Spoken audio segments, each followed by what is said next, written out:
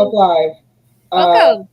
I am shopping for a themed birthday next month. Oh yeah, that theme is fun. It's literally the worst theme. And I feel so bad because it's my aunt's birthday. She's so excited. This is literally the worst theme. Do you want to share with the class? Her theme is denim and diamonds. And it's just like, I think she forgot we're black. I think she just forgot. She's lived in California for a few months again. And I think she just forgot we're black. And denim and diamonds is going to make us look so ratchet. Maybe that's the point. We're going to look so ratchet. Like, there is no. I'm looking at the sleeveless baby pink denim dress that looks like something John Benet Ramsey would have been murdered in, Oh my god. but on an adult. It's the worst thing I've ever seen in my life. So I hello, don't welcome to know. the. I'm kind of swayed by the pink denim. Oh, also, our scrolling text is wrong. Oh, it is. Shit. This is not for Patreon. No. This is what happens when your host shop before doing the thing. Well, the fact that we both missed it, though, like. Yeah, the fact that we both missed it is indicative of what's going on. I'm sending Corolla the dress so she can see it and judge. Wow, that is a long ass link. Let me fix Amazon promptly. Yeah. Can you? Oh, No. It's not that bad. It's the worst thing I've ever seen in my life. Oh my god, you need it. That is amazing. No, and the funny thing is, you see the hat. The hat is also what I had in mind when I said California style. Absolutely not. You have to wear that. That is amazing. Looking like 90s gay club Toma Gucci. Absolutely yes. Not. No. You know, I think I had a dress like that when I was a kid. I'm sure. I think it's just the model who's wearing it. Her styling is questionable. Anyways, welcome to the Yaoi Shelf. Grab a seat and relax. We are here to talk about Nakamura Asumiko, who we've been talking about all month, and is part of the reason why we changed our Patreon episode, because nothing tops blaxploitation snuff film with gunplay. Have we recovered yet, you think? I think the longer I think about it, the more, like, I'm just baffled. Like, that was a choice. Good morning! Good morning to you. Like, I think for me at this stage, I'm just baffled. Like, that was a decision, right? That was a decision. Yeah, that was a decision. That sure was a choice. And I think, like, that's kind of where I'm stuck. Oh, update. The dress comes in hot pink. Oh, my God. The color I sent you was, there's Aurora pink, baby pink, and then there's hot pink. And Baroque rose. Broke rose? Baroque. Oh, Baroque. Okay, not broke. Not as in Nana, not broken rose. Yes. There's the dress. Oh, there it is. Baroque rose. Baroque rose. Baby pink. Hot pink. I don't know. I like them. I mean, would I wear it? Not necessarily. I was gonna say, do you want one? No. Can it be your birthday present? I want to see you in one. You do not want to see I do. I absolutely don't. That's a lie. You don't tell me what I think. I as the husband in this 50s relationship, yes, I will. Oh no. But I think, especially after, like, going back and thinking about, like, some of the more problematic stuff that I've read and continue to read, like, I'm I think like I've been trying to figure out what about Nakamura's work hits me so hard. Mm. Because like, especially as of now, I've read harder, which isn't, a badge of honor. I'm not proud of that. No, But we're like, not 15 anymore. We're yeah, that's not something I'm happy about. I'm just saying, like, I've read harder. That certainly is a dress. Exactly. right, but like It's it would look great though. Like I you want to are see Amanda in this dress so bad. This is what I want for my birthday. you want to see me dressed like a Barbie extra? Is what you Yes, want? yes. Oh my god, Okay. Well, this Barbie is a filthy rabid smut eater. yeah. This Barbie is a yaoi prophet. Um. But like, yeah, like I've read and written at this stage worse. But what about Nakamura's work is so viscerally, you know, raw? And I think it's that, like, she's excellent at those POVs. Mm. Like, you feel every bit of what Jay's going through in Jay no Subete. Like, even if you haven't gone through, like, one to one what he's experienced, which hopefully you haven't gone one to No, one, but like, you know how like teen melodrama gets that like bad reputation of like it's so vaguely written that anyone can plant whatever they're feeling into it, mm. that it's like, oh, this isn't really about the school president, it's about work or whatever. Like, I feel like Nakamura Sensei does that really, really well. Of like, Mm. your relative drama, she can make you feel it through these like demonstrably terrible acts. I have another update. It comes in mint. Okay, that's a little questionable. Oh, now you have questions. That it No, comes in mint. I was set on the pink. Okay. Also Where's comes the from. Yes. Where's the mint? Verdant green. Verdant Verdant. green. Is that Verdant. mint? That is mint. Why the hell don't they just write mint then? Why did they call burgundy Baroque rose? Leave me alone. No. That wasn't the question. Oh my god. This is us running away from the topic. Is this Yeah, horrible baby doll dress. That's I collared for some reason. am. This collared sleeveless dress. I think it's cute. I'm gonna send it to you for your birthday. Oh my god. We can be And matching. That's actually our new Halloween costume. We're just gonna have like matching colors to this dress. okay, sure. That's It's our gonna true look Halloween. it's gonna look amazing when I have freshly dyed hot pink hair with the hot pink dress. It's gonna Yeah, be they have my least favorite color, vibrant orange. But I was thinking about that because yeah, like I read harder stuff now for fun. Are you sure? For fun? For fun. Is that what you want to call it? Sometimes it's for fun. Okay. The Alistair and Lucifer one was for fun. I talked about it in Patreon. Yeah, yeah, yeah. I just had to. That was fun. Yeah. I enjoyed that. But it also didn't have the. I don't know. Just faint judgment from my No! co-host. No, no, no. I don't judge. This is just me staring vacantly because I am not awake. I am not okay.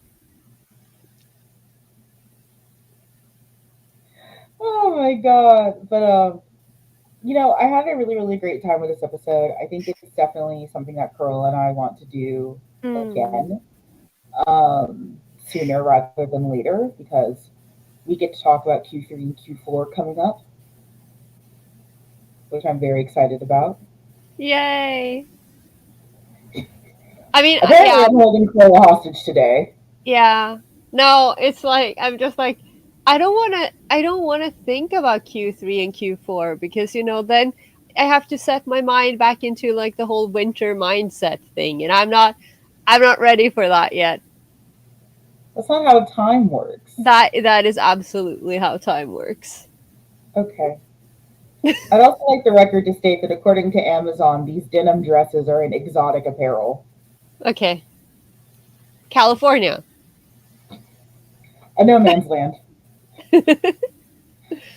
Uh, but I know I've been thinking about doing this with some other mangaka. Like Harada comes to mind as like that very, very similar sort of like, if you've read this, good luck with anything else. We're just gonna do a whole series where it's like mangaka who have one very popular series. One very lovable popular series, and everything else is just trauma. And then read literally nothing else if you came in on this popular, lovable series. The Yaoi Shelf's do not recommend list. But also, like, I think we both said that we liked Jano Subete by the way. I really like Jano Subete. I think it's very interesting. I think it's very good if you can stomach it. Like, that's the thing. And that's a big if. Yeah, and like I was a huge if. I forgot to mention this in the main episode, but I was watching Mizoguchi Akiko, the scholar. She has a YouTube channel, and she has an interview with Nakamura Sensei that is available on YouTube. It has subtitles, and but they mostly talk about classmates, and I would love to hear someone pick her brain on Jane Osubete, because it's like it's mentioned briefly, but mostly in like how in Classmates, you have one character with blonde curly hair, and you also find that in Jane Osubete, and like there are these like very small parallels that are basically just because these are things that Sensei really enjoys. But I would love to hear her talk more in depth about what drove you to create this. Like, what is that? How do you go from this to that? But like, isn't Jane Osubete is earlier, right? Because it came 2004, out. Yeah.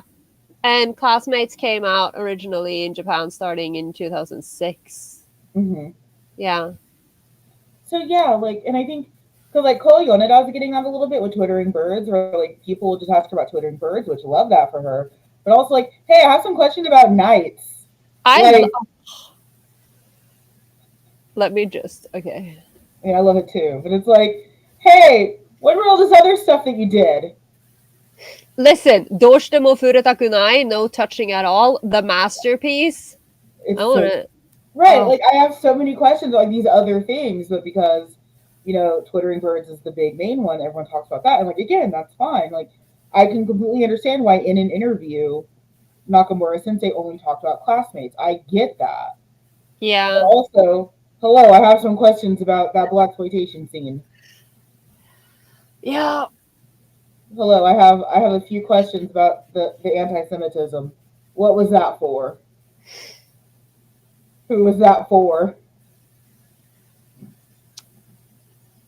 I can't remember the name of the madam for the auntie, the racist auntie. It's just for her. Yeah. Oh, look who's here. Okay. Hey. You said that so cruelly about a cat that we both love. I love him, but he is massively in the way. I am currently balancing. Okay, he's stealing my earbuds. Okay. No, it sounds like we need that. I am balancing my microphone like between my legs, because if I put it up on the table, it will create a shadow that was really, really annoying. So now he's going to be knocking around the microphone. We are a high production podcast. I'm sure everyone can hear him purring in great audio. Can I have that back, please? Can you give me? Thank you. Look at the baby.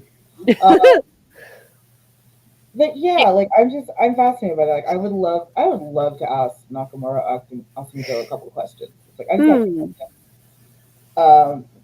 starting with, what headspace were you in? Like, are you okay? Yeah. Do you yeah. Do you have anything you'd like to talk about?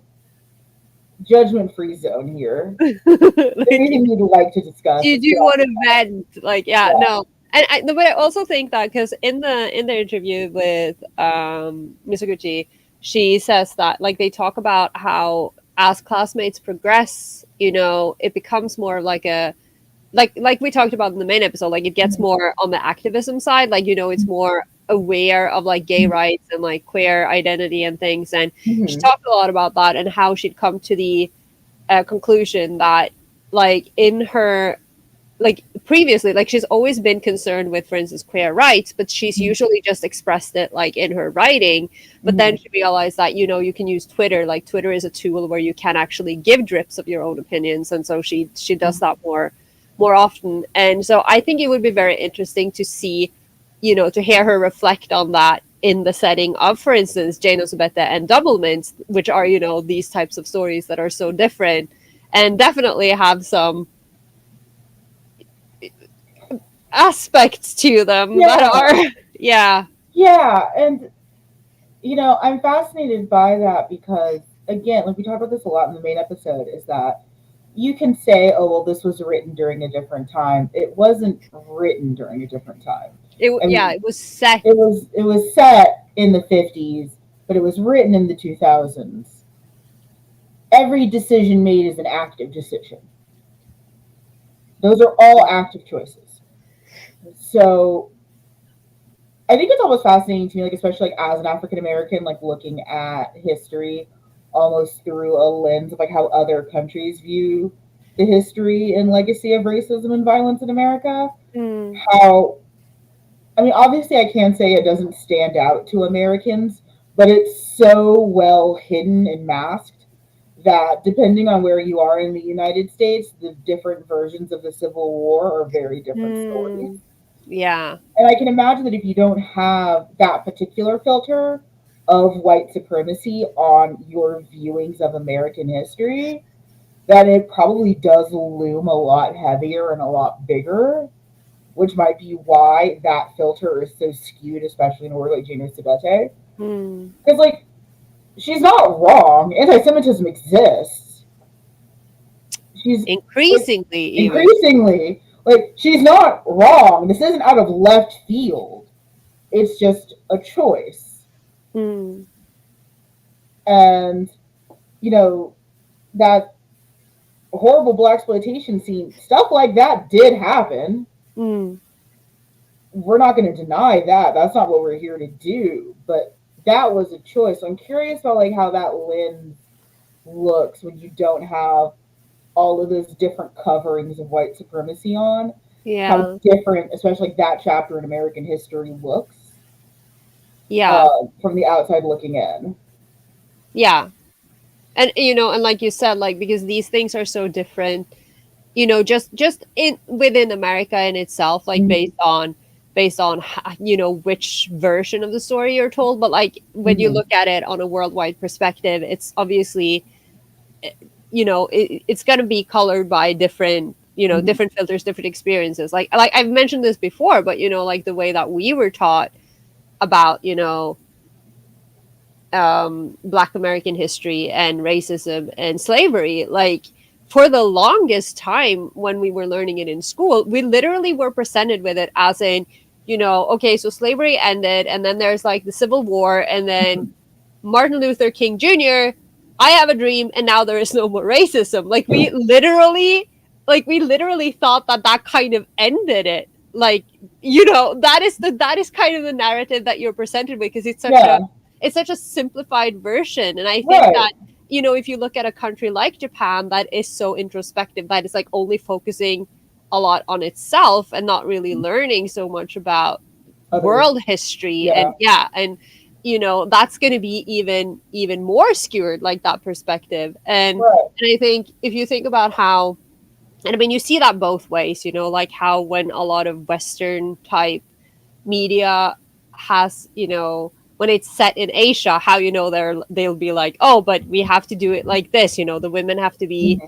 a certain kind of submissive because that's just how it is in Asian culture, They or all whatever. have a purple strand of hair. Yeah, and it's like that thing. So, Japan or Asia, Asian media tend to do the same thing, where it's Mm-hmm. like it's just I don't know. Again, like we talked about in the main episode, there is still, you absolutely have the possibility, the opportunity to educate yourself and make more informed choices. But I think that is very easy to just look at, oh, this is set in a certain time.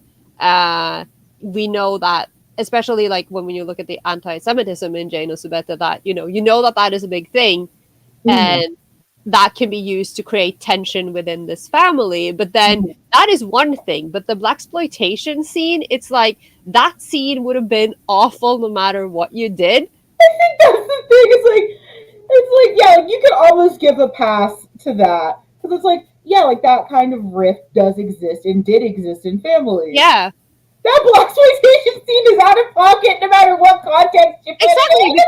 because it's like no matter who those masked men in that scene were, that was going to be terrible and traumatic. But then you just had to go and add this other layer onto it, which was just like, does this mean something, or is it like? Do you have something you'd like to say? Because it feels like you do. I have a thought, but I don't even want to, like, I don't.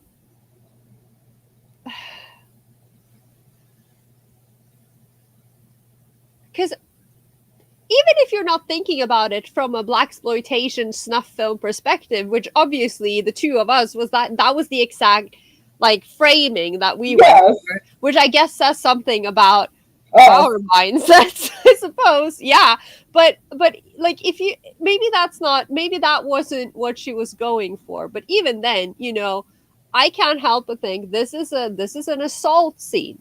There are certain stereotypes. Yes. That, I mean, maybe it's just that, but even then.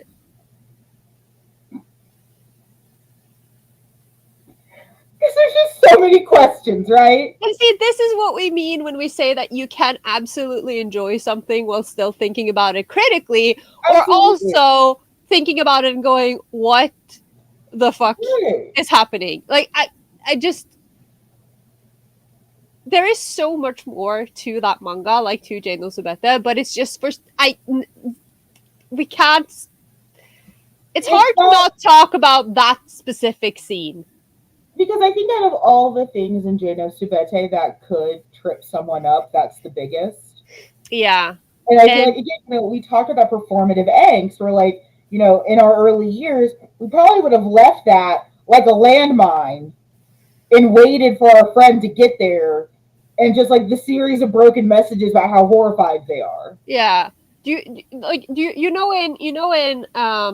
in Genshiken, when the two American girls visit for the first time, and they are so over the top in their fujinness, and like the way they're so open and just like talking about, oh, I just love the scene where that guy splashes sperm all over the other guy's glasses, and the Genshiken people are just like, that was us, But in these cases, we would be like, oh, just wait until you get to the gun scene, like it would be. Yeah, like if we were, going through this in real time in the early 2000s, we would never have said anything and waited like hobgoblins next to our computers for our friends to get to that scene and watch them spiral. I just want to know what was wrong with us. A lot. Yeah. A lot. I mean, it's. And like, I mean, obviously we are hyper focusing on like one aspect of this scene, but like we talked about in the main episode, there is and it's just that it's so fucking visceral. I cannot, like, okay, full disclosure, and again, massive trigger warnings for everything we're talking about, by the way. If you're I don't know, if you're listening to this without having listened to the main episode, viewer discretion is advised. Oh, he's leaving. Okay. And he can't take it anymore. He's like, nope.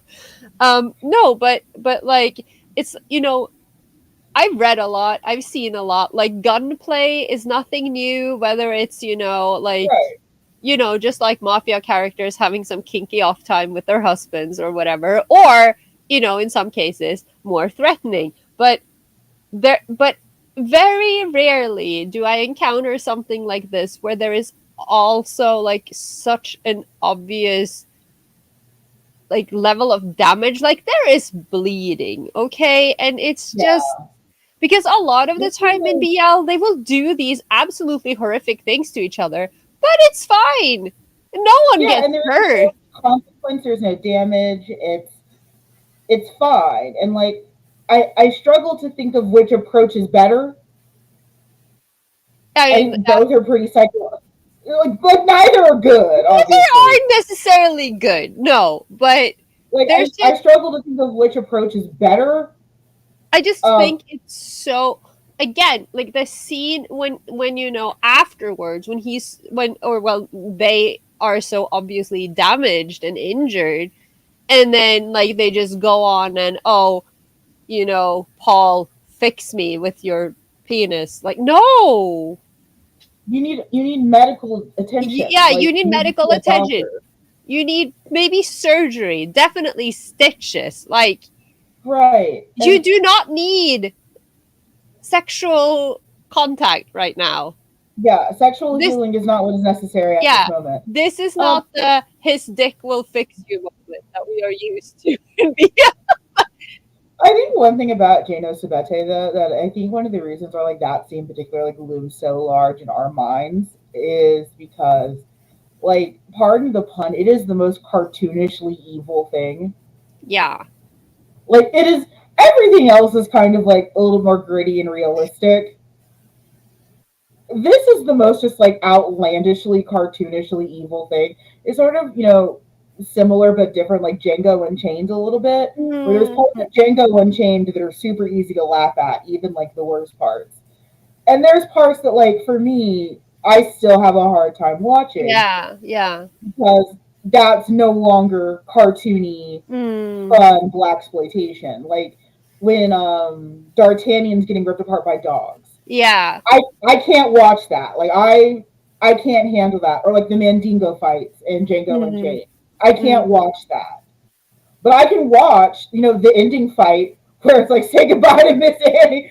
Yeah. Bye! Push her out the door. I Yeah. can watch. Exactly. Because So it's almost yeah. Because it's almost cartoonish. Like it's like cartoon yeah. violence, and then but yeah. But there's something that's so just like outlandishly bad about that one scene And it's kind of like that it's almost like so out of left field as well because it it's kind feels of very out of because left it's field. so like there are so many horrible things that happen to Jay, but again, like you said, like it sort of fits in the narrative, and it's like you know, like things like okay, you're working like you're a high school kid who's working Mm-hmm. illegally in clubs, like singing in drag, and then your creepy ass teacher comes there and hits on you, like that. Mm-hmm. That is, you know, like almost to be expected in with you know Right. within the framing, but also something that is very realistic because creepy ass teachers exist and They do. kids have you know kids have grown up lives outside of school that they don't want people to know about, so that's kind of but then it's just like they just go to this house and this thing happens and it's so sudden and so extreme and Mm-hmm. visceral and it just goes Mm-hmm. on, and that's another thing because it's not like just one like a couple of frames, it's like No, this literally is pages. yeah, so it's just Yeah. so yeah. So if you have any questions, comments, concerns about the episode, please feel free to let us know in chat. Uh, Carl and I had a lovely time in Patreon talking about Ice Adolescence being canceled. Did we though, did we have a good time? Um, no, I mean, you know, like we're coping, we're doing pretty well, we're not the I'm most great. I don't know what you're talking like, about. we're not the most affected demographic on that Yeah, piece. we're not shattered by this. It sucks, but you know our hearts will indeed go I on. think what I most was that a Titanic reference, Amanda? Yes. I don't know. It was just because I was going to watch Titanic after we recorded the Patreon app. I thought that was kind of poetic. No, but it's like I think what I'm mostly thinking about, like I'm mostly concerned, like right now at least, with you know Kubo and Sayokan, who, the creators, like that duo, because it meant so much to them, and like they put in so much work, and like I really feel for them in particular, and I hope that they will somehow, get back on their feet and like rescue it. So I don't know, like for their sake, I really want it to be made somehow. But I stand by what I said. I don't necessarily think that a lot of studios could do a rescue. Yeah, I struggle to think of a studio that could come in and save it. Yeah, I did. Yes. Yeah, like I said, like I would, in that case, I would want it to be Kyoani. Like I literally only trust Kyoani. But also, I did see someone mention, I think it was Studio Bones who did number 6, and I forgot that they did number 6. And number 6 was really like that was really well done. So maybe, but like I don't know, because I know everyone hates Mappa right now, but I'm very soft for Mappa's animation style. I can't like I do love it.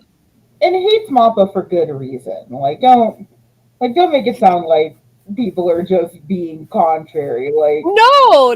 I'm just saying that I still have like even if like, oh yeah, this sucks, and there are things like right tied to it that obviously are like shady. I still can't, I'm not going to sit here and say that I don't love Mappa as a studio. Like I'm not going to lie. Like I'm still going to watch Mappa stuff because I don't know, because I suck, I guess. I mean, like me with Funimation. I mean, like I'm the first person to say Funimation's a trash company, but when they said like, "Oh, we're going offline," I cried. Like that was my studio. Like that was it. So I mean, you can have two thoughts. Two things can be true. Exactly. And I mean, can suck, and it still mean a lot to you. Which is essentially the essence of the Yaoi Shelf. Yeah, these two things can be true. This character can suck and still be important to you. Yeah. Your opinion is valid. Your feelings are valid. Okay? Yes, absolutely. But no, I had such a great time. I really liked going in depth into like one mangaka's work. I really like to be able to go over a few different series. I feel like it's one thing, this ended up being the Jano Subete shelf, but like we started. Yes. The worst version of the show. But it's kind of hard to not get stuck on it, I think. There's something about Jano Subete that's like it's just old enough and just like vaguely obscure enough that it feels like a fever dream. Can you believe that it's 20 years old? Like it's just obscure enough. It's just old enough that like if I were to talk about this during a panel, which I don't know what panel I'm doing that I'm discussing Jano Subete openly. Who's going to give you that? Is not the family friendly about the show. That is not family friendly. I don't know under what circumstance I'm casually talking about Jano Subete, but like, yeah, if I brought that up at like a modern convention, I guarantee most people wouldn't know about it. Like, there's just enough mystery around it to where like it almost feels like we have to talk about it, otherwise you wouldn't believe it. Yeah, we have to talk about it because otherwise it feels like this wouldn't be true. Like, certainly this thing doesn't exist by the mangaka who did Classmates. I know, and it's like, we talked about it, we mentioned it in the main app, we've talked about it so much just between us, but like, if I honestly think, like, I could be wrong, but I honestly think that if Jano Subete was going to get an English language release, like an English license, it would have been in the early 2000s when there were no standards and people were just releasing whatever. And even then, there were a lot of things that we didn't get that were, like we've seen a lot of things, but like there were still so many that didn't get licensed. And it's like, how is a crowd, like how is a demographic that thinks that Sasaki and Miyano is problematic gonna handle something like this? Yeah, like I don't, and even if you look away from the problematic aspect, like obviously that scene in particular, I feel like how are you going to defend publishing that for a US market today. I don't, because that's the thing, because it's not, it doesn't hold any merit. It's not like To Kill a Mockingbird, where it's like, you're batting it because it's, problematic, or whatever. Yeah, but it's that was activism. This is I would stuff. argue that To Kill a Mockingbird is not activism. No, okay, I feel close. I get what you're saying, but I would argue, based on Harper Lee's actual life and the horrible sequel she produced, I would argue To Kill a Mockingbird is not activism. No, okay, wrong choice of word. But you know what I mean, like, because that is a historical novel, and it carries a lot of, it's not the Iliad, where exactly. It's like, oh, okay, yeah, there's a lot of rape and stuff, and like Homer's The Odyssey. This isn't a classic. This isn't a Criterion. Oh my god! Can you imagine the Criterion BL collection? And it's just the life of Thomas 5 times over.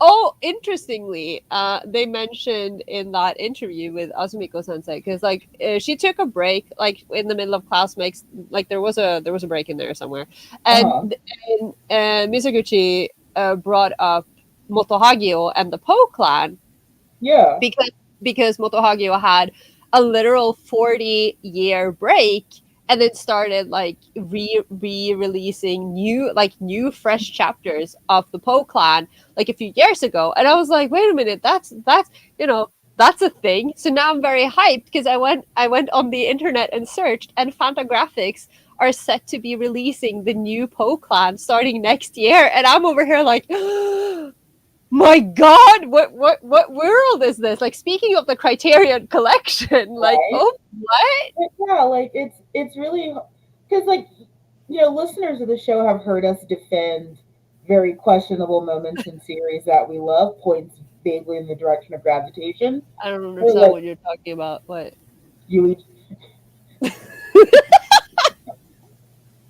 Shut up! Anything Kitazawa related? Okay, yeah, but I am not a Kitazawa stan anyway, so like, I don't know. You sure were reading my fanfic? That was different. That had nothing to do with Kitazawa. That was Boy Slut 80. I was the trans sex on Boy Slut area. Yeah, that's the thing I care about, honestly. You had me at tongue piercing. Yeah. Beyond, like, after that, I was blind to anything else. I don't have many big brain moves. That was a big brain move. I quite enjoyed that.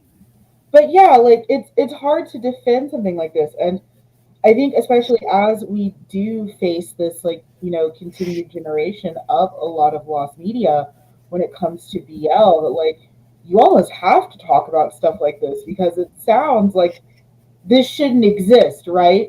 Like there shouldn't have been that scene in that work that many years ago. That shouldn't be a thing. It shouldn't be a thing, right? So I'm fascinated by that. I'm also really, really interested about the conversation that we uncovered about like that performative angst part. Yeah? I really want to do an episode on that. Because because it unlocked a lot of memories of like just powering through this shit. And like yes. In many ways, it was kind of like, how I love the Ring franchise? Yes. It's kind of the same thing. We powered through it, and then we copied it and showed the videotape to someone else so we could survive. Like, that was essentially what we were doing. Or like, we needed to rationalize that this traumatized us by traumatizing others. I think that was also a huge part of it. Because like, so listeners of the show know that I'm very, very hot and cold on trigger warnings. I don't like them when they give away the ghost, but at the same time, it does make certain pieces of media really, really hard to watch or get through when they have pieces of media that are deeply triggering to you. My rewatches of Has Been Hotel, where it's like, oh, I don't like Valentino because he triggers that part of me that is a survivor. Like, it's not just that I don't like him because he's a horrifying giant horny moth. It's, oh, I've been abused and that scares me. Yeah. Um, but at the same time, early fandom was so cruel that you were really made to feel weak for not Mm. liking this stuff, and it really was just these giant dick measuring contests of us trying our best to outdo the other. And we're all neurodivergent, and we all have our own trauma, we all have our own baggage, and we're just in these horrible competitions to out trigger each other. Yeah. And in I'm just hindsight, that's so counterintuitive. I don't understand what we were doing. And what was the goal? Because you don't win. You I guess don't win. it felt like winning at the time. What It's was like wrong with us? it's almost like it's like those the subreddit like traumatize them back, Yes. that but like reverse, because they did nothing to us, like our friends did nothing to us, and we were like, I have to traumatize them before they can get me. Yeah, we're And then and like then a tag. I can show them what a big bad edge lord I am. And Yeah. then Look at honestly, me. I'm so big and strong. I can handle this gunplay scene. And it's what like, were we what are doing? we doing? I'm 15 years old. What were we doing? Like, I talk all the time. I'm like, oh yeah, I was writing non-con at 14. That's not good. No, but it wasn't that uncommon. And like, yes, obviously I am a product of my time, so I still don't necessarily think that that is the worst thing a 14-year-old can be doing, because It's not. you can't, like, as a lot, again, there's that whole thing about, do you understand the boundary between fiction and reality? Why are Yeah. you doing it? Like, what is Funny. and but it's like, so I don't necessarily think that is a terrible thing. I think it is much better for you to sit in your childhood bedroom and write non-con fanfic than to be out there and like non-conning other people. Like, have you seen all the headlines lately about 12-year-olds choking each other because apparently that's what we do now? Yeah, apparently that's what we do now. This is Because why my doctor said I can't watch the news anymore. This no, is like I said, like we had that like last Friday. We did that. We did an event at the library about sex and boundaries and consent at the library for like the graduating classes of high school, and it was really good, like a really fun event, like really fun panel. I had to be there at 9 a.m., which is approximately 3 hours before I usually get up in the morning, so that was challenging, but it was a really really good event. And one of our panelists who works like he works in a sex store, like with the sex toys I go and to sex stores, yeah. girl. And yeah, I'm just like, it's not a brothel. I just want to point out, like, it's a, yeah. And but he also works for the um one of the national organizations for queer information and things, and also Mm. for an organization that gives advice and like um, aids and whatever help that young trans people need. So it's he's a really, like, he has a lot of different insight into a lot of different perspectives, and he talked about this because one of the things that the panel talked about was how the youth of today, like, you're not supposed to be a slut, but you're not supposed to be a prude, but you're also not supposed to be vanilla. So everyone is out there, like, you just have to go straight to the hair pulling and the spanking and the choking. And he was talking about how, please don't choke each other if you don't really know what you're doing.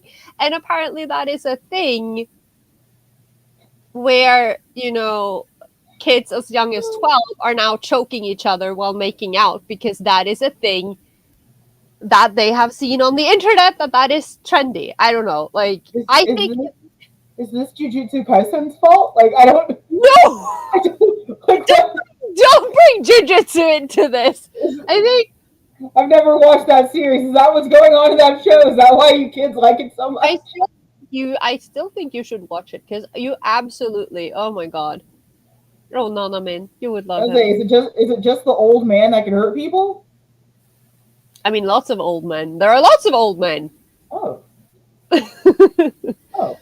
Yeah, exactly. Like I think, like sure, there are some teenagers, but there are many old men that you would definitely enjoy. Like you would love Nanamin. But yeah, I have been told that I would like him quite a bit. Yeah, and yeah, like I'm so fascinated by that part of early fandom because it was everywhere. You know, Boku sexual harassment, like it was everywhere. But like we were just doing the fucking most. You know, I can't function because the moment someone, including myself, mentions Boku sexual harassment, I just see that one clip when he just pulls the, the corn cob and he's like pulling it into frame. It just plays automatically. What were we doing? What? That's what this show is. It's just what were we doing? And then looking at it with a kind of nostalgic fondness, just to. That's the worst part. No, but it's just like, cover up how horrifying it all is. This was fun for us. This is how we relaxed. We didn't have TikTok, okay? So this is if we had TikTok. we didn't have YouTube. We had nothing. Like I remember watching, like reading the mega mixes on my TV screen with my friend who plugged my laptop into the television. And like reading the mega mixes together. And like that was a thing that we did. Yeah. Let's see. I think you have to take all those kids these days stories with a grain of salt. Quite often they turn out to be one incident. Yeah, I mean that's true also. Like that's valid. But, but yeah, I think as far as like the choking goes, I have seen a lot of stuff about at least older people that it's a thing now. And like yeah. I have so many concerns. I also had an incident on Friday, which was, I told you about how crazy my walk was, where I ended up being the wingman of this 11-year-old. It was insane. Yes, had a very wild Friday, and at one point, this 11-year-old child who is trying to text their crush while also ignoring their crush at the same time, and I'm there as some sort of like adult. I don't know what I was there for. Like I was a wingman, and they turn to me and they look up to me and they're like, what if I wrote him a text and wrote something like a word that I shouldn't be using? And before I can ask them what the word they should not be using is, this 11-year-old looks me dead in the eyes and says, do you know the word daddy? And I was like, did you learn this on TikTok? And they were like, I learned it on YouTube. I was like, don't use that word. You are not writing that in a text message to your crush. I was like, what? Not to be, an ancient pearl clutching lady, but like, this is what the kids are doing now. Every once in a while, I'm deeply worried about how we turned out the way that we did, and I'm more concerned about how kids these days are going to turn out. Yeah. Because I don't know how we survived. But, like, at least we can read. This is true. We can read. I think that helps. And we can read. And, like, media literacy was still a thing that we learned in school. It was. And I think that is crucial. I agree with you. Violence against microphone. I'm sorry. It's not your fault. Well, I mean, yes. It is. It was. I punched it. So I think that's one of the reasons why it was so nice to talk about this, because like it did uncover like that part of early fandom that I feel like especially like we can't talk about. Like there's so much about early fandom that I feel like we just don't have space anymore to talk about and to process. Like we need like the Weeaboomer breakfast, like the Weeaboomer group therapy to like process this, because all we're hearing is how bad it was. Like oh, yaoi paddle discourse, that was bad. Glomping was bad. Everything you did was bad. And it's like, yeah, but we did it. So now what? Like, okay, yeah, in hindsight, yaoi paddle culture was wild. But I I mean, was, again, as an outsider, yeah, what the hell were you people doing? Because we didn't have those. We didn't have conventions. So I mean, it's like, it's like, okay, yeah, it was bad and we were wilded, but I did it. So now what? What am I supposed to do now? What do I do now? It's like, oh, glomping is sexual assault. Okay, sure. I've glomped people. Now what? What I do I mean, do with this now? I am glad that at the very least I am such a social failure. Like I'm not an introvert, but I am also like I am very extroverted as long as someone talks to me first. You I want to am run very by that sentence one more time? no. Okay.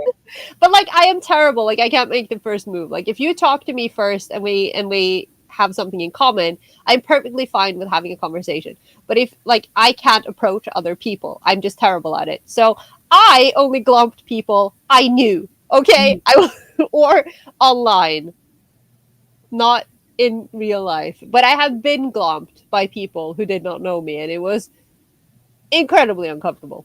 Right. It's like, okay, so it's that unpacking of it. So I know like that happened a lot when like therapy speak became really, really common in like everyone's like vernacular, where like you would look at your boyfriend during an argument, you're gaslighting me. And it's Yeah. like, okay, like, okay, you're gonna call everyone an abuser. Now what? Like what do you do after that? Like what happens next? Like modern fandom has spent so much time demonizing early fandom that now there aren't places to unpackage. Mm. Like, one of the big reasons why we're doing that Hitalia episode is because of therapy. Because there are valid things that do need to be discussed that don't go as skin deep as it's problematic because Japan. There were deeper, crazier issues going on I in the Hitalia fandom. Can I just throw it out there that No. if you are cosplaying Nazi Germany at a concentration camp, you cannot blame that on Japan. You cannot blame that on the country of Japan. You made that decision. Can we also just say cosplaying in front of a concentration camp is No. bad? Yeah, let's not do that. Like just Cosplaying as Prussia and Germany in front of Auschwitz and is yet the worst thing. and yet people did do that. Frequently, there were a bunch of Hitalia meetups at the Holocaust Memorial in Dallas. Oh my god. Like, so all of that actual discourse gets buried under your show's problematic. Bleh. Like, okay, yeah, but like there was real stuff going on, and now we don't know how to process it because we can't talk about it. Much like Genosubete, again, like Genosubete feels like a boogeyman. It feels like this, like it feels like a Wendigo. Like it's this cryptid that only certain fans know about, and we all have the same experience with it, like a Wendigo. But then if you go to explain it to like someone outside of the tribe, they're like, "Oh, crazy talk." So it's crazy old fujin again, talking about movement in the trees. I mean, yeah, because obviously, again, I am not done processing that tweet yet, but you have to remember that number 6 apparently is the OGBL. So clearly, We were just rubbing, nothing, we were rubbing twigs together and calling yeah, it gay. You know, nothing pre 2011 existed. Uh, yeah. but yeah, like it's so fascinating because like I feel that way about so many things. Like when you remove the ability to ask questions and to unpack, is when you create the more toxic environment.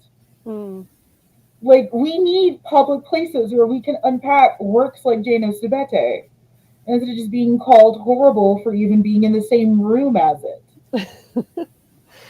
Yeah. That's not why I'm a horrible person. No. And There are other things.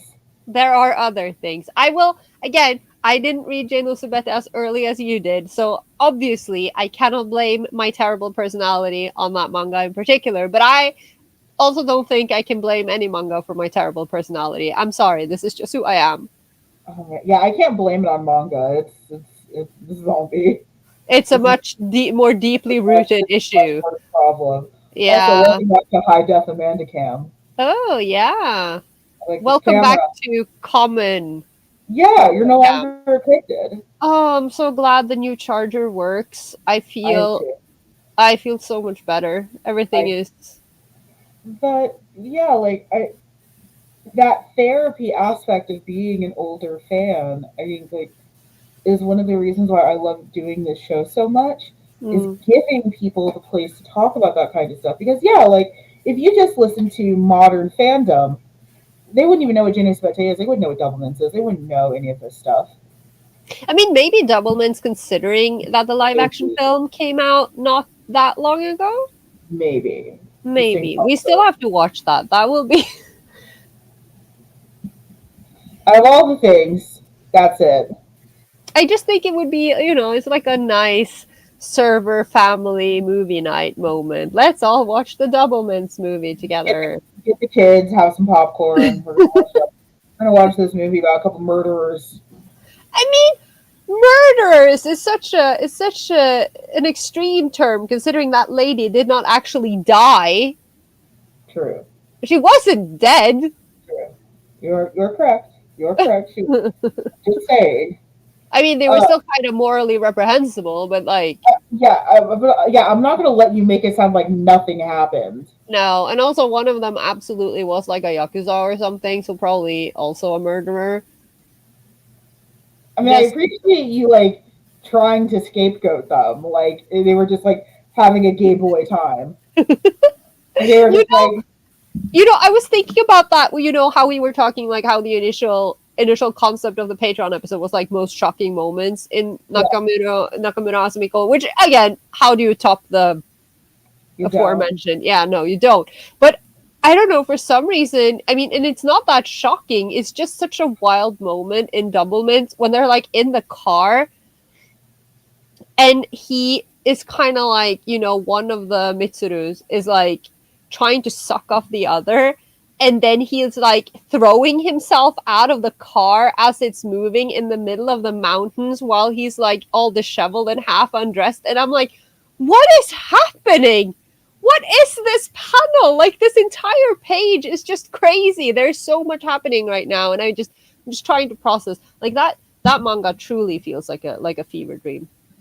That's a lot of. I will never understand Doublements fully. I think it's I so don't think you can. no, and I don't think you're supposed to. That's the thing. I think I it's think you're supposed to like leave just as confused. yeah, Which I mean is great storytelling. I mean, I think, you know, as much as it probably sounds like we're dogging on Nakamura Sensei's work, I think it says a lot that we have this much to say. yeah, and like I really like her work, and I think it was so um just to spend a month just like really delving into her work and like reading so much of it like Mm-hmm. back to back was a really like it was an experience, but mostly a fun experience. I think it's been, and like reading something like I read, like reading Tales of the Kingdom, which is Mm-hmm.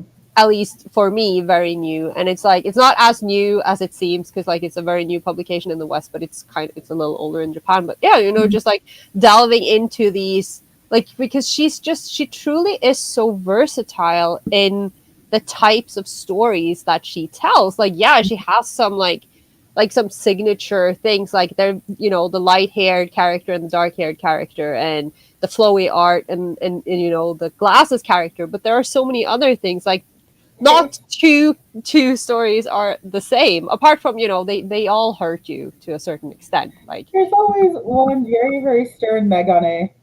yeah. And I think, wait, I do have it, because the Sara thing, because like again, I'm gonna see if I find it, because her Her Mabu is phenomenal. her Mabu, like it's like Mabu was made to be drawn by Nakamura Sensei. There you go. I mean, look at him. This could have been Saijo, you know? Like, you can't see it because. Mabu actually is just a Nakamura Sensei OC that Yeah, and she he's like. so. But also, like, again, this one shot is so impactful because it's literally just like 3 pages and it just rips your heart out. It's like, thanks. Why did you do this to me? Because she can. Okay, yeah, no, it is actually it's 4 pages. Oh, thank It's God. it's 4 pages and it hurts me. But yeah, like if there's mangaka that you guys want us to cover, particularly, let us know. Like I said, like I know we do. We both have Harada on this list. We both have Koyonega on this list. We both. I know like those two for sure.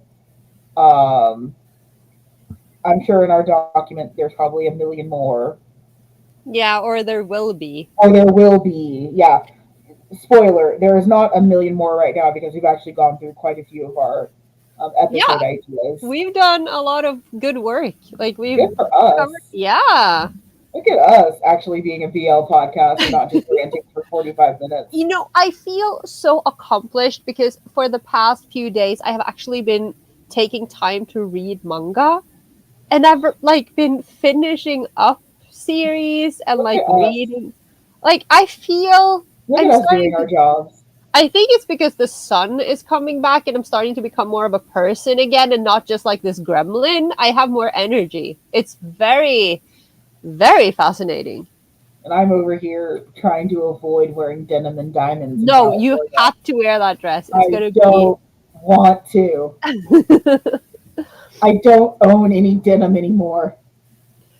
I I finished reading Mad K yesterday because you know the I pre-ordered the volume and then Yes. you know it took forever to come out in Europe and then I just didn't read it Yeah. and I finally read it yesterday and it kind of broke my heart a little. I wasn't ready for that. I did not think it was gonna end like that, and I am not okay. I am injured. I have been emotionally injured.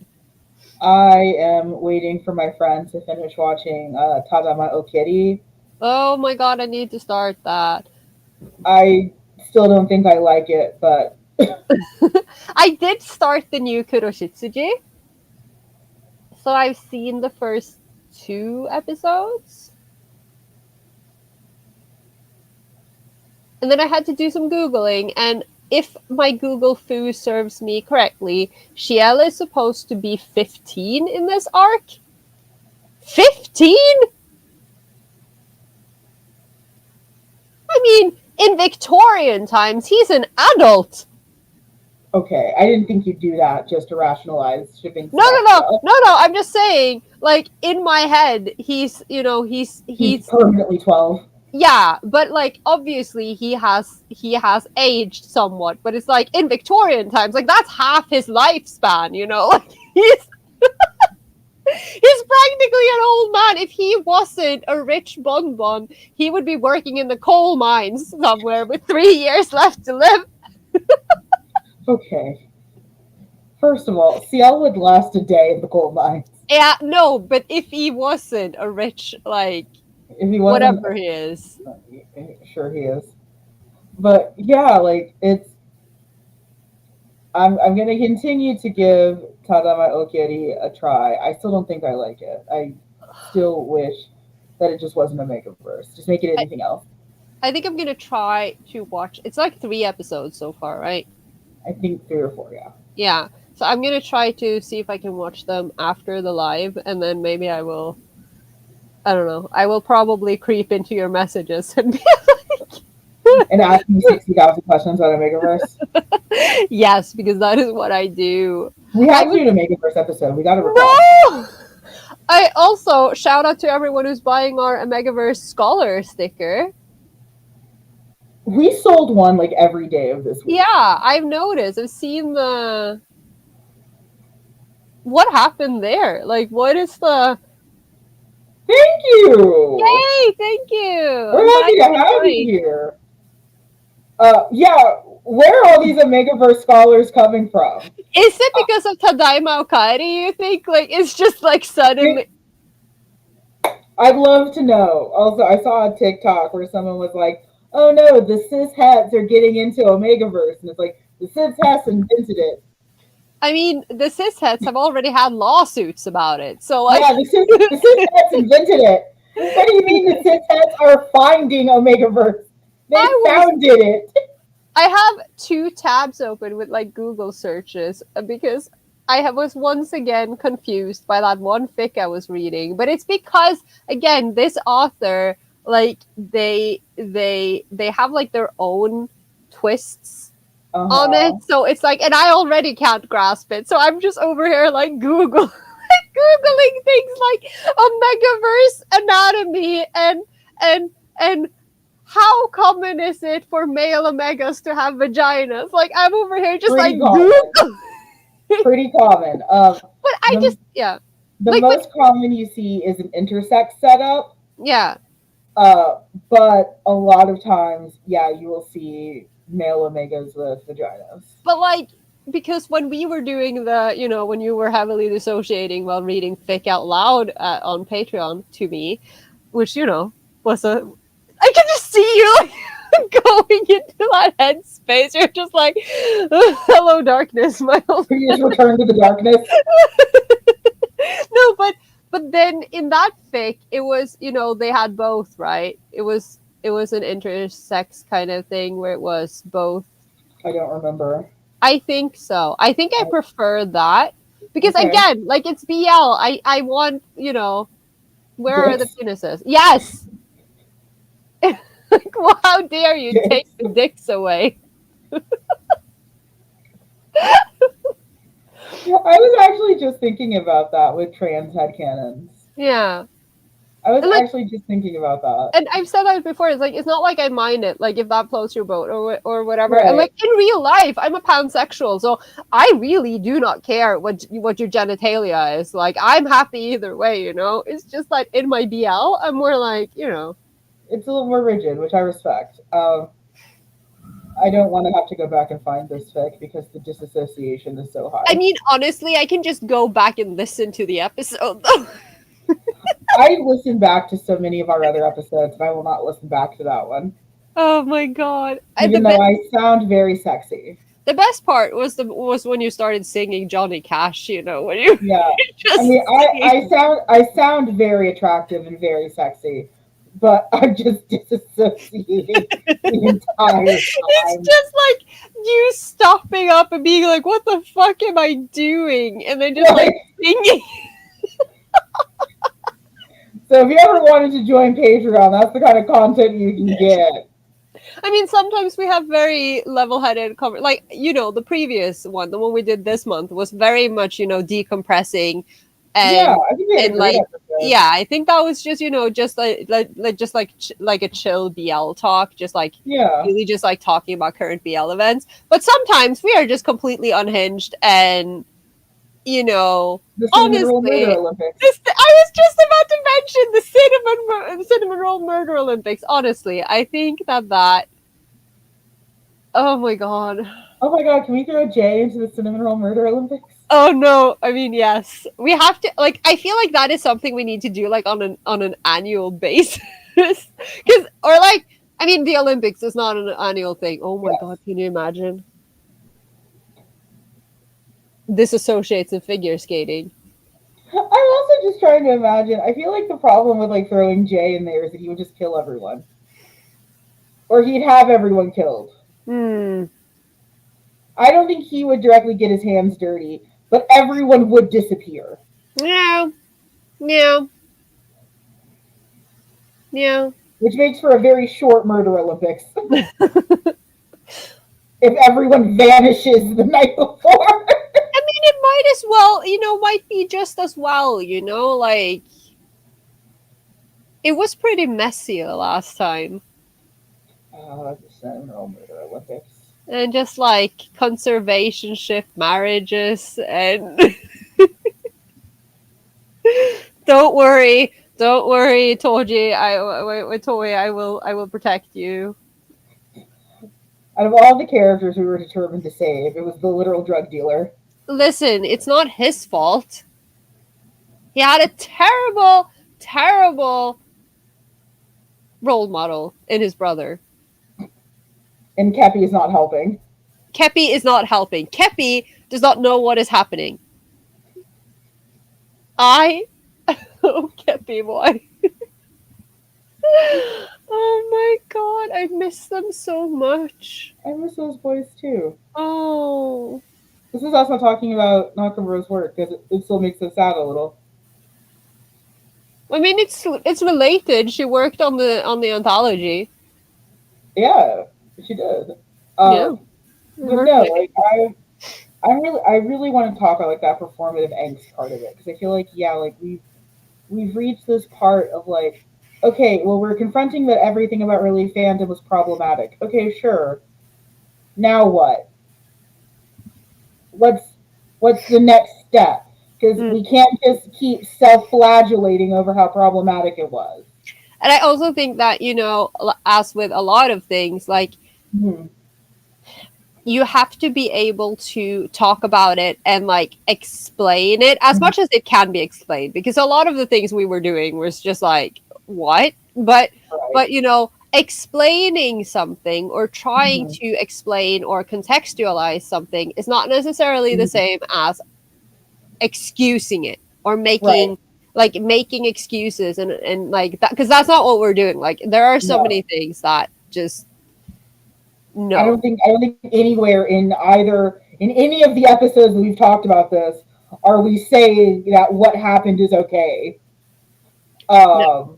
I think like the furthest you can go in like excusing some of those behaviors is literally, I mean, we were kids who, the brain isn't developed and we had no, like there was no scale to compare. Like we were learning as we went, and now like now that people's hips were being crushed by yaoi paddles, and therefore you know why you shouldn't hit someone with them. As I don't know. Oh, yaoi paddles. I don't why? No, you've explained this to me. I've explained it. You have explained it because yeah, and I know why they were paddles, but like it's just such a random fucking. Well, and the fact that they weren't actual paddles, that they were oars. Yeah, oars. Like, because I make like actual paddles, but like, no, they were full on fucking oars. They were bigger than humans. They were and they were solid wood. Yeah, they were like actual canoeing oars. Yeah, like not the. Someone just touched my door. Okay, well, if this is found footage, for doing what she loved. I think it's my dad. I mean, I locked it so no one can just barge in while I'm recording, but now they'll either think that I'm ignoring them or that I'm not home, and therefore they will use the spare key to get in to do whatever they're doing. Does your dad know that I exist? Yes, I think so. But I don't think he understands this concept, so... Please explain this like you're explaining this to your father. Please. I wouldn't even know where to start, because I don't know if my dad knows what I don't know. Like, I know that he knows that I read like manga and that I'm into a lot. I don't know. Like sometimes I don't even know if he understands that I'm queer. Well, father, you see, 3 times a month, me and this American who is also a pervert, who is also a gay deviant, spend hours discussing. Oh my god! Horrible, traumatic comics that we read. They're not all horrible and traumatic. No, just a lot of them. Not all of them. I'm so fascinated by the idea of like what your parents must think of me. Because my aunts love you. I don't understand why. Because I say nice things about you. I talk about how smart you are and that you're a writer and that, Oh, you make my wow. life easier. Like, I say nice things about you. Wow. I don't understand. Like, we've talked about this. I'm not. It's like, Amanda, why do your friends and family love me? Because I say nice things about you. I don't, I don't talk badly about you. I say that I I'm, value our friendship and that I appreciate you and I have the most fun I've ever had when I'm recording with you. I'm glad that you tell them that you're having a good time, that you like me. Yes. Thank you. That was Thank you. physically painful for you, wasn't it? Thank you from the bottom of my cold Nordic heart. Uh, You're gonna, if you ever visit the U.S., you're gonna get so many hugs. I don't want to be hugged. Nope, you're gonna get so many I hugs don't by like southern. hugs. No, southern black women are gonna hug you so much. You're, Why? they're probably gonna invite you to church. Oh no. Like, with all due respect, no thank you. I love that church was the deal breaker. I have heard about these church services in the US. They last like 3 hours. I No, can't. we're Catholic. They don't last 3 hours. Oh. No, we don't. No, we're not that church. They don't last 3 hours. I still don't think I would. I mean, how do we know I wouldn't just like spontaneously combust upon crossing the threshold? Like, I mean, I've been to churches. I was confirmated in church. Confirmed. Confirmed? Confirmated? Yes. Confirmed. Confirmation, okay? Leave me alone. Confirmed. Confirmated. I don't know what happened there. Sounds like a surgical procedure. Close enough. I have not been confirmed. Really? But No. no, but I feel like it's like for the longest time I thought that this was something that we just did in Norway because like everyone does it when you're like 15. So I don't I mean like I didn't get confirmed because I was going through some religious angst. Now I wish that I had gotten confirmed because I can't marry in a Catholic church without being confirmed. Oh. I also don't know what Catholic church wants to wed my gay ass. I mean, Um, that is a problem for later. yeah, but I can't be married in a Catholic church without being confirmed. Hmm. I didn't know that was how it Okay. worked. No. Yeah. I mean, we just do it. It's like a rite of passage. You do it when you're 15, and everyone just does it to get money. You guys get money? Yeah. Like, We don't that's get the whole point. You have like a party, and everyone gives you money, we don't get and money. and then we get we typically get the traditional, the bunad, the traditional national costume for our confirmations. I found a worse denim dress. Oh. This one's worse. This Are one, I'm sending it to you. This one's worse. I love that. It's distressed boyfriend denim. Distressed This is boyfriend. That's a nice tag. That fits straight in. Okay, this yeah, is worse. that That's is worse, right? worse. You are That's not gonna win that. Amanda, that is barely a dress. That is a poncho. it's a smock. It's an Well, it. uncircumcised smock. Oh my god. And but it doesn't come in as many. Oh, but it comes in camo. It's That is that is horrendous, actually. the worst thing I've ever seen. Oh my god. And they got the denim boots, the denim boots. Are you gonna have denim boots? Girl, I am not John Benet Ramsey. I don't even want to be there. No, I'm probably gonna wear Converse. What the fuck are you talking about? I don't know. I'm just asking. I couldn't fit. I mean, I couldn't fit this uncircumcised denim slanket. I don't think I could fit that thing either. Why is half of it cut out? I don't understand.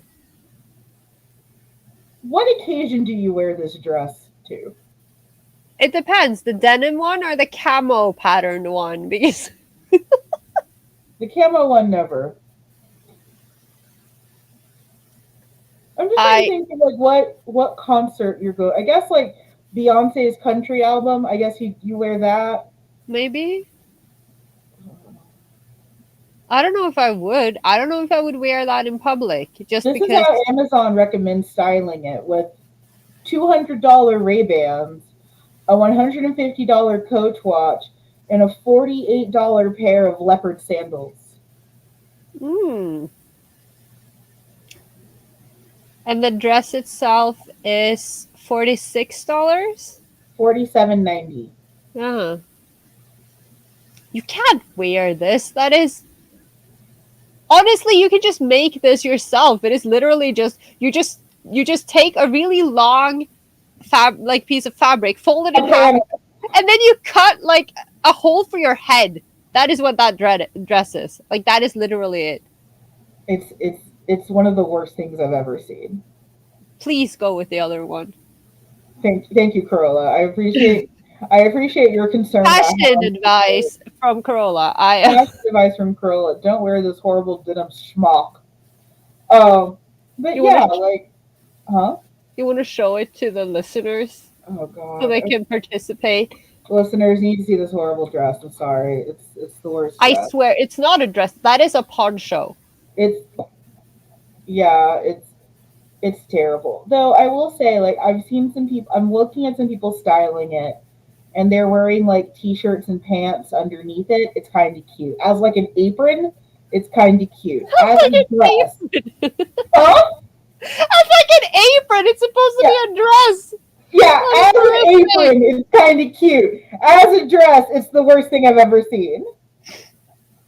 But yeah, there's definitely some episode stuff that I'm really excited to give a try to. I know we are contractually obligated to talk about gay sports. The only sport that matters. Gay sports. Gay sports anime. Yes. We are contractually obligated to talk about gay sports. I know both of us really I think if I get my way, we close the year on performative angst. And then we do gay sports somewhere in the fall. If I get my way. You know how I don't have a lot of. I mean, I only have one strong opinion for the for the fall season, and you know what that is because you are against it. But I think cosplaying from Loveless would be amazing for Halloween. Listen, I said $150 on Patreon, and we're at like 80 something. We actually went down a little bit. So you guys know what you need to do if you want that to happen. I'm a man of my word when it comes to money. You know what you need to do. I would say if you want to see me in cat ears, but then I realized I already did that when I was done that multiple times. I already did that. Yeah. No, I only had cat ears once because when I did the Shuichi, those were wolf ears actually. Oh, forgive me. I'm so sorry. I was the Okami mix Shuichi. And I'm the furry for liking Omegaverse. I haven't called you a furry. I know you haven't because I'd yell at you. I'd yell at you for several minutes. Because I'd be very cross with you. But yeah, like I think this was such a good episode. Like out of all the episodes, I think it's one of my favorite episodes that we've ever done. Yeah, it was very. I mean, apart from me being, filming in a cave, it was it was a very good episode. I really enjoyed it. I absolutely. I keep saying it, but like I definitely want to do more like deep dives. Like I think it's very fun to just like focus on one specific mangaka or like artist or even like franchise or studio or Well, and even just like the Patreon episode where it was more like, hey, here's some things that are happening versus like rehashing. Like this was just like such a good month for content. Yeah. Like, this was just like a good month for. It's like it was a good month for content, except it was Ice Adolescent getting canceled and people freaking out about Black Butler and all the news were terrible. But everything was awful. But it was a good month for this show. Like was good. It was good for content, like to have a little news segment, like the Yaoi Shelf news where we talk about like recent events. They're all terrible. They're all terrible. I mean, I guess Tadaima Okaeri is like a good thing. I don't hate it. It's just I think it's not for me.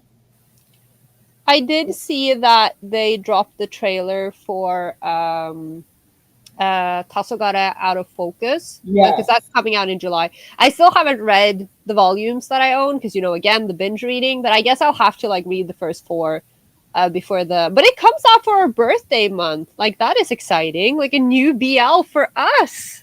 Yeah, which is why I'm going to make us read Hitalia. I can't.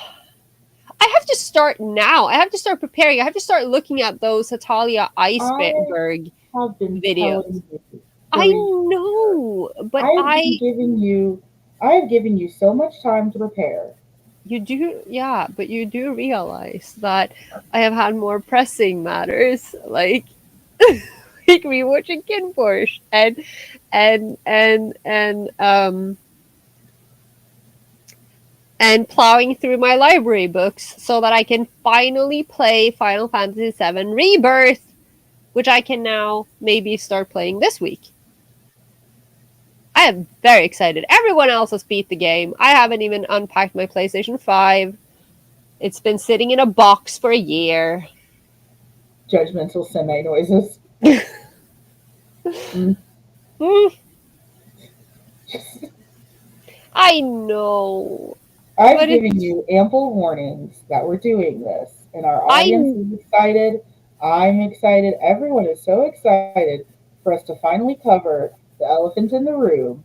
has it maybe occurred to you that I'm a little frightened about this episode because Oh, it's occurred. I don't care, but it's no. occurred. It's occurred. I do not care. Yeah, that's how we're getting actual historical drama adaptation from a Taiwan collab. Yay, that is good news. It's like, oh yeah, Yeah. your concern has been heard. It is not acknowledged, but it has been heard. But yeah, no, that is exciting because if it's Taiwan and Thailand, maybe they can be a little more explicit about Gay.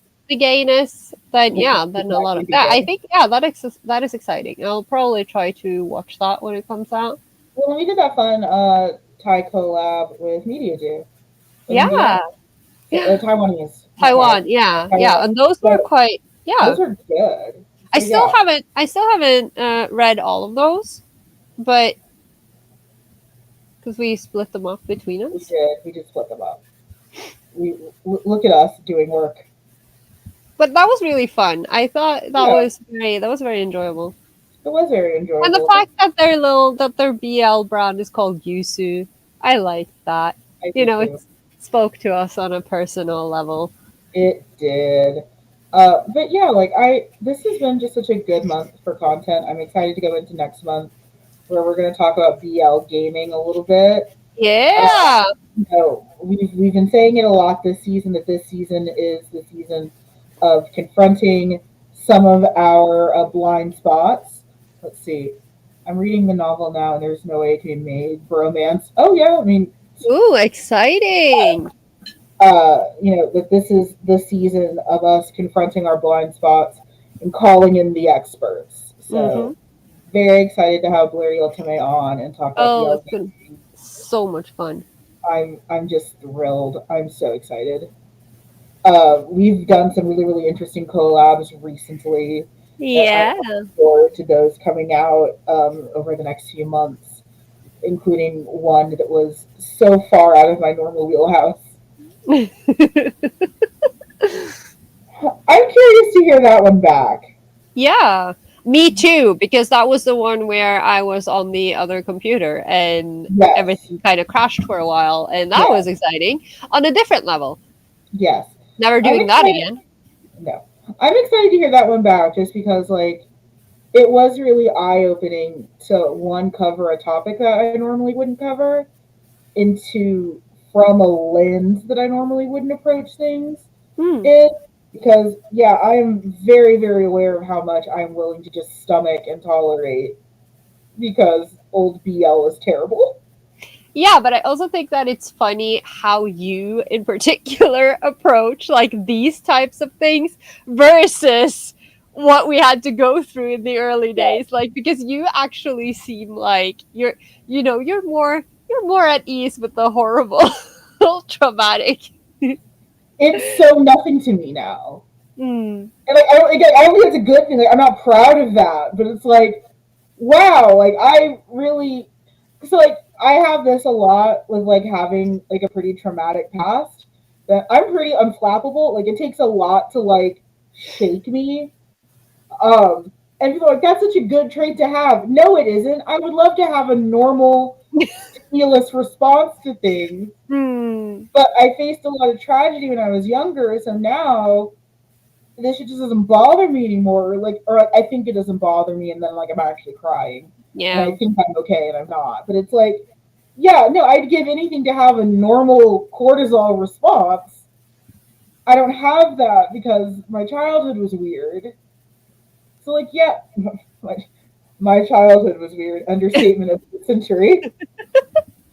I can just see like the little rainbow, the rainbow My, letters child, coming up. Like, my childhood was weird. Understatement of the last like 2 decades.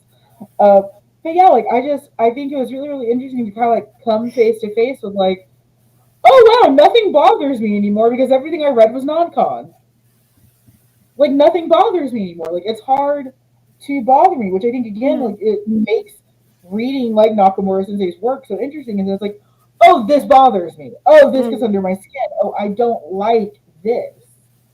But also how you'll be like when you have to be faced with, the pure sugary stuff. You're over here like, this bothers me. Like you're so bothered by the wholesome content because you It's live in a different boring. camp. It's just boring to me. It's just so Mm. boring to me. And like, don't get me wrong, a lot of the fanfic I read is very like slice of life boring, but it's with fundamentally terrible characters. You can only make Dobby so wholesome. This is true, yeah. You can This only is make him so wholesome. There's only you can't sauce me a Dobby Hawks. I mean, I'm sure you can, but it I mean, wouldn't you be can, the but quite the same. no. So it's like I'm fascinated by it because yeah, it's like I hang in circles that think similarly to that I do. So I'm not confronted by outside thinking very much. Mm. Where it's like, oh shit, like I'm weird for feeling this way. And like weird like in a neutral sense, like not in a pejorative way, but it's like, oh, I'm messed up. Yeah, but it's not only you; it's also everyone you associate with. So it's kind of like We are messed up. your people, your little Our camp, yeah. yeah, our encampment, which you are included in. I know that. Yeah, don't make it sound like you aren't in No, it. who do you think I am? That's Like what I what? was saying. It's like What kind of content? Like just because I enjoy wholesome, sweet stories once in a while does not mean I was about to say, don't make it sound like you somehow are outside of this camp. when would I ever? Like there's a line in the sand But drawn and you're sitting on the other side excuse of it. me. Yeah, no, because me with my, with my uh angst and pain and suffering, characters dying, twin cest loving heart. I'm so Right. It's so like, excuse no, you. I don't think You you don't get to say me anything. me and my murder husbands, me and my mafias, in all of Yeah. the We universes. we are in the same camp on different ends. Yes. But I this was such a fun episode. This was such a good episode to do. Hmm. It was nice to be able to have like one thing to focus on. It was hard to go on tangents. They're not impossible. Uh, it was We will always find a way. a Yaoi Shelf episode without tangents isn't a Yaoi Shelf episode. No. Like that isn't the Yaoi shelf that you know and love. Like But I still think my favorite part of that episode is it's like especially for me going back and like listening to other people talk about my life is so weird because when I'm facing it, that's just how it went. So like you being horrified that my mom died and I studied abroad and went back to school. yeah. Yeah. You just being horrified that I did not take time for myself at all. I don't understand because like I'm warning you now, if someone close to me dies, if Sansa dies, Yeah. I'm gonna need a long recovery period. Yeah, and I'd happy to give that to you. But I couldn't do it. But you like, I mean, you weren't a child, but like, I was 20. yeah, okay. Not a Which, you child. know, in some circles counts as a child. I was 20. So, a new adult, uh, Yes. a, a minor adult. A minor coded adult. Oh my god. Yeah, I mean, I didn't take any time off when dad died. How old were you then? 11. That's not on you though. Like, shouldn't someone have like? So shouldn't some I briefly went to group therapy, but my mom said I couldn't cry in group therapy because it would make her look bad. Wow. Okay. Lots of things to unpack here. So I didn't take any time off after dad died. I don't know how you want me to respond to these things when you just put them out there. I'm like, Because it just happened. Like I don't know what you like. It's so crazy to me because it's like that's just how it happened. That's just what. It was there. It was fine. I turned out great. hmm, Thank you. hmm. But like I I'm so proud of us. I'm so proud of what we do. I'm so proud of the audience that we have that listens to us. What Just for sticking with us for for can I just not be happy in general? you can For be like happy. you're denying me expressing joy No. at this lovely little podcast that we've built. This unmarketable Our podcast. lovely unmarketable Our demonetized. beautiful unmarketable demonetized podcast that we both worked so hard for. You know what I love? Speaking of us being demonetized and unmarketable, I love Yeah. that we like my Twitter, like both of my Twitter Mm-hmm. accounts, my private one and my author ones, are both under search suggestion ban. And the only way I can find my own Twitter account is like if I search for it, I search for author Corolla, and I only get the bio for the Yaoi Shelf pops up. Thank you. That is how I find myself on Twitter. But the Yaoi Shelf on Twitter does not have a search suggestion ban, but we occasionally like a little look behind the scenes. We've been getting flagged for some of our retweets lately, which are Because of so, you tweeting dicks and assholes. it's so but Don't make it's it so sound like Elon's just wild and we've been no, but retweeting whole ass assholes. I know, but it's so funny because that didn't used to happen. But it's so random which ones get It is. flagged. It's like you can retweet like 5 of them in a row, and there's like one that gets And then one flagged. will get flagged. And then Um, somehow we are not under search suggestion ban, but I am. And I'm just over here like I'm just trying to market myself as an author, okay? And people can't find me. no, our podcast, that's how they should find you. Yeah, at least the podcast pops up. Like that's I mean, honestly, that is as active as I am being recently. Yeah, you've Uh been great while I've been busy with work. I appreciate you. have I? I'm sorry, but I just maybe I have. Tiresome, my noise. I'm so sorry. I don't like nothing exists outside of the day that I had on Friday anymore. I'm just like I'm still And recovering. That Pearl was is going to what? have an even better time when I'm traveling and I won't have my Yeah. laptop. I'm gonna be home alone with the Discord children. So, you know, Mm-hmm. gonna That's do right. all Mom's going to be taking care of you. It's going No, to be a I'm not. lot of, I'm assuming it's going to be a lot of pizza delivery. No cooking. Look, Just everyone gets their iPads. it's just like I mean, apart from this being a 50s AU, but like you just calling home like, how is everything? I'm like, nothing is on fire. I absolutely know where all of the children are. All of the children are absolutely accounted for. The house is not on fire, I and absolutely. everything in the kitchen is exactly where you left it. We have, I mean, yes, everything in the kitchen will be exactly as you left it because we will not have cooked a single meal. We have had takeaway for every single meal. Pizza 4 times a day. Breakfast pizza, lunch pizza, Do you, dinner. I We don't order see tacos. I don't see a problem with this. Do you? Like this is literally how I live my life, Amanda. Do you? Going to come back, just Oh, takeaway containers that and like children running around. literally the story of when my parents and my sister used to go on vacation and they left me and then the boyfriend home alone, and they would come home and there was just like this mountain of pizza boxes in the hallway, and my mom's like, well, I see you guys ate while we were away. Me in college. But yeah, Oh like my god.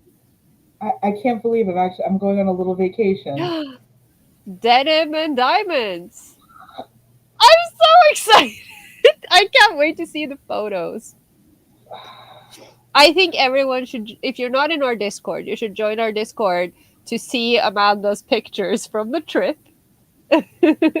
And also to join our movie night when I set it up. Like, we are definitely doing this. We're gonna Yeah, we're do. doing movie night where you guys get to shop with me as I look for denim dresses,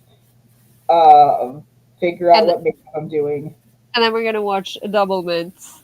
I guess Watch me just set up like a Kin Porsche rewatch while you're gone. okay, I'm not gonna have my laptop, but I'm gonna have my fucking phone. So if I check in and it's just the Kinport shelf, I'm gonna be mad at you. No, Like, you don't can. think I can.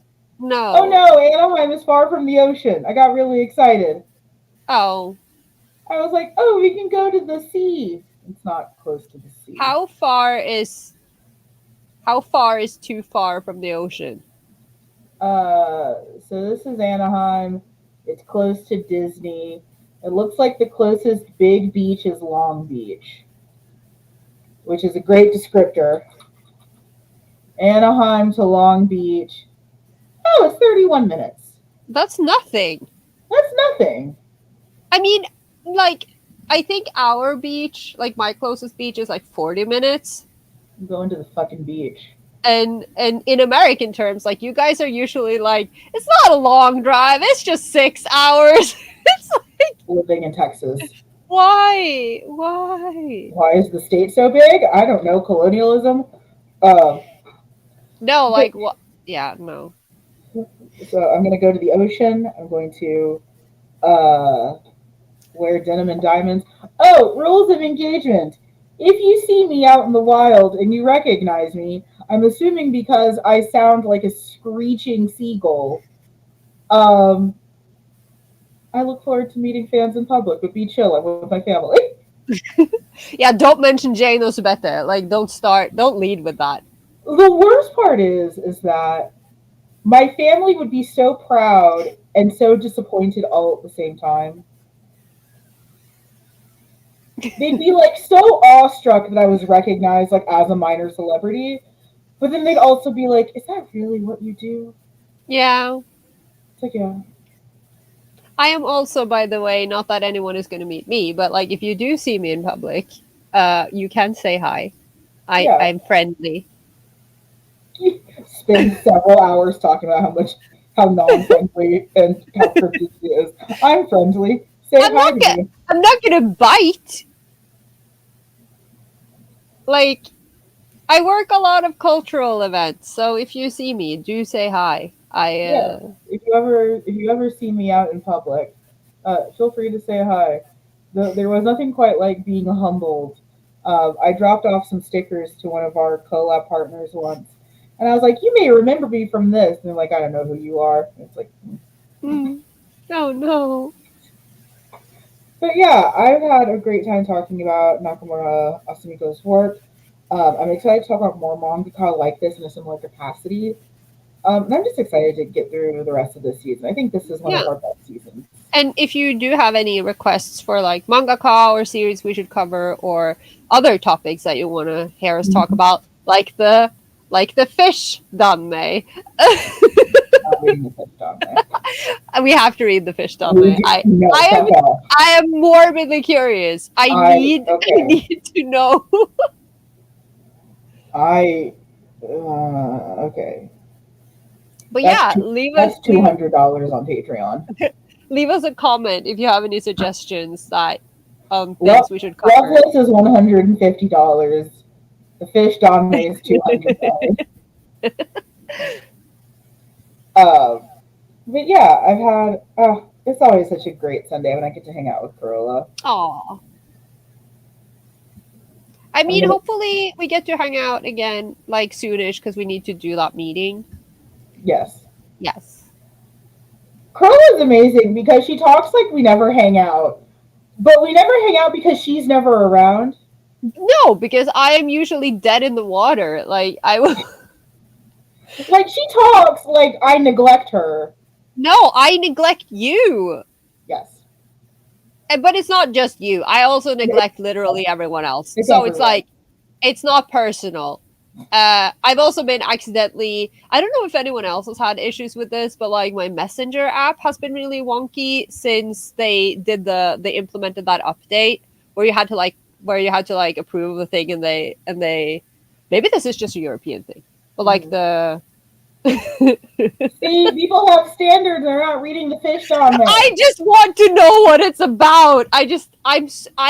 I have questions. Okay, no, but like after the Messenger app did its little update where it was like redoing the, I don't know, it was like the privacy thing. I don't know.